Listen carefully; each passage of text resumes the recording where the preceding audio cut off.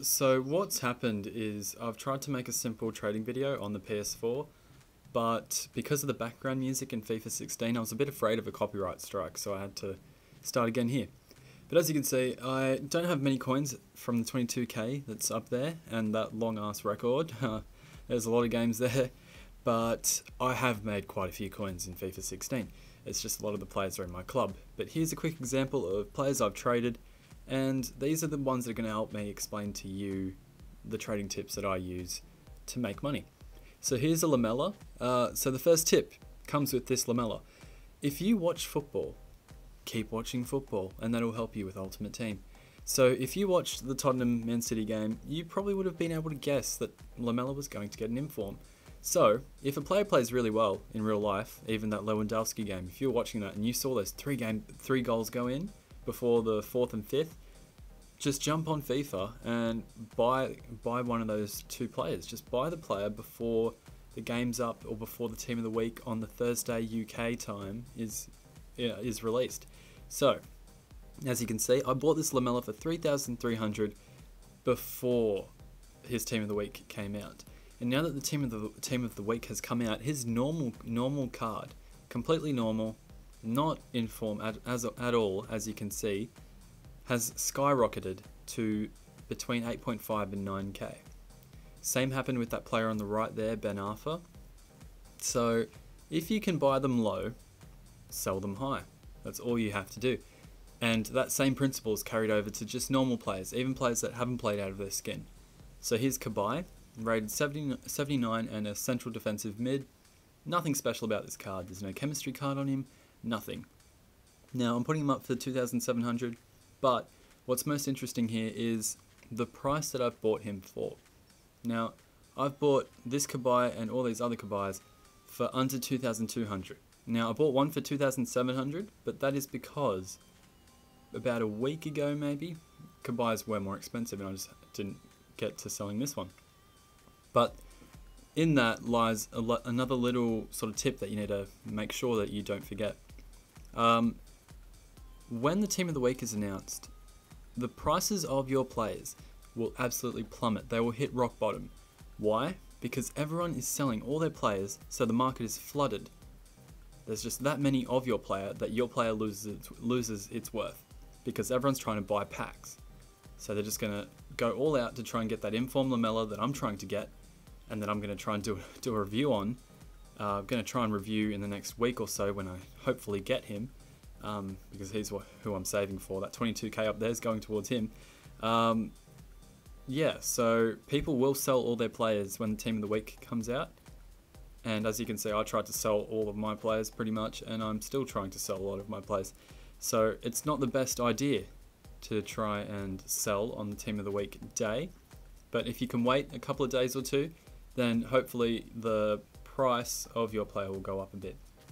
Now again, you've got to make sure, we just saw it on the tile before this, if I were to press B now, you could see it.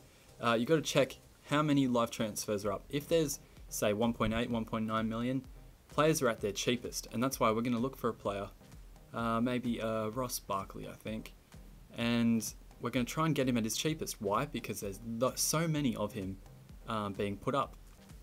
Now, on the other hand, sometimes that live transfer number is around 700,000, 800,000. That is when you sell. That is when there's less on the market, meaning that there's more demand than there is supply. So the suppliers, as in you, can try and put the price up a bit, which sucks for the people that are buying, but oh well, try not to buy at that time. Now, we're going to look at this other trading method, which just goes along with everything pretty much. We're going to try and find the price, the cheapest price that Barkley is going for. Now right here, there's one for 3,400. That's really quite cheap, and here's 3.3. So I might actually take advantage and put a bid on that. But we're going to now look. This is probably what you should have done first, but you know, I put the bid on there, which is not really advisable. But I have an idea of what Barkley goes for, so that's why I did it. We're going to look at the max bite now of Ross Barkley, and to my surprise, it was actually a bit higher than I thought it would be. So it's at 3,700, and then 3,006. These are the insta sells. These are the prices that they're definitely going to sell for and buy it now. people will pay this for the buy it now because it's cheaper than all the rest. They're standing out. So this is what you call the insta sell. Around 37, 36 is the insta sell, as you can see by the limited number of cards. So you're going to get 10% of, say, the insta sell, 3,600, and that works out to be 360. So the EA tax is something you've got to remember.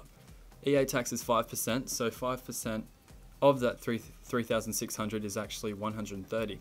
But to make your trades worthwhile, you want to work out the 10% and then subtract the 10% from the 3,600 or the price that your the insta sell is at, and you're going to put that as your maximum bidding price. And in addition to that, you're going to subtract 1. So the actual price for Barkley would be around 3.2, but I'm going to set it at 3.1 so that if one of these cards is at 3,100, I can step it up to 3.2.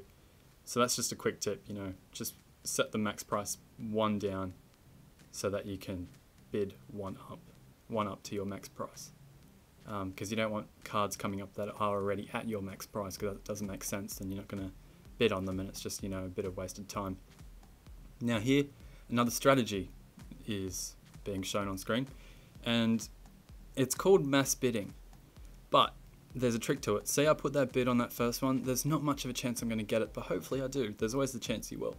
But if you look for many of the same card with the same amount of time remaining, as I'm doing now, you've got a higher chance of getting the player you want. Now you're going to put many bids on at the price you're comfortable with and the price that you'll definitely make profit with.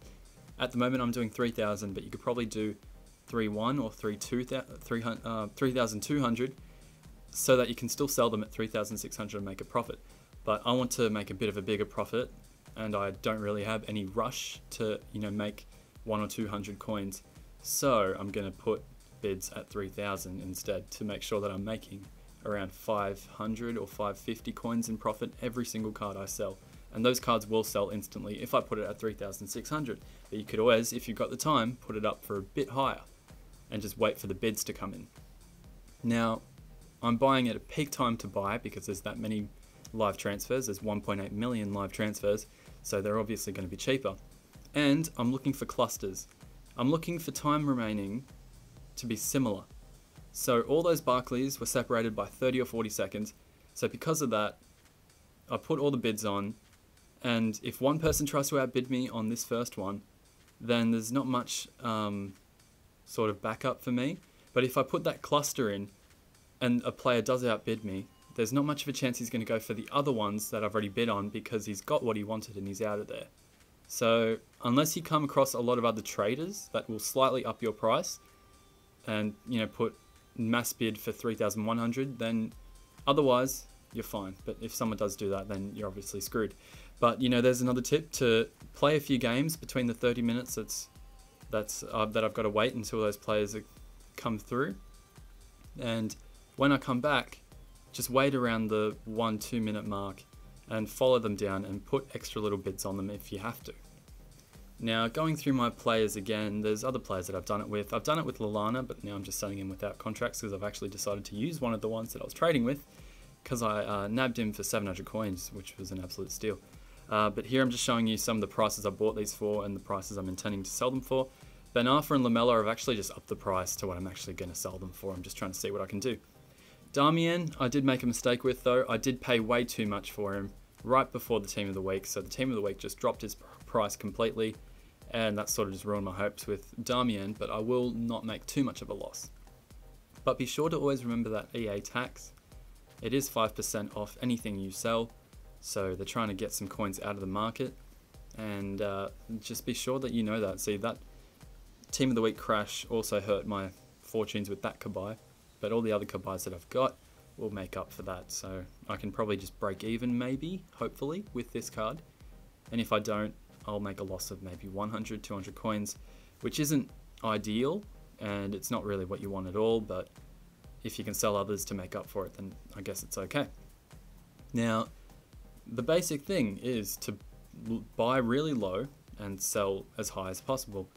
and that transfer market live transfer number is going to be a good guide as to what prices you should be setting your players at. Now, another thing I've done is something called sniping.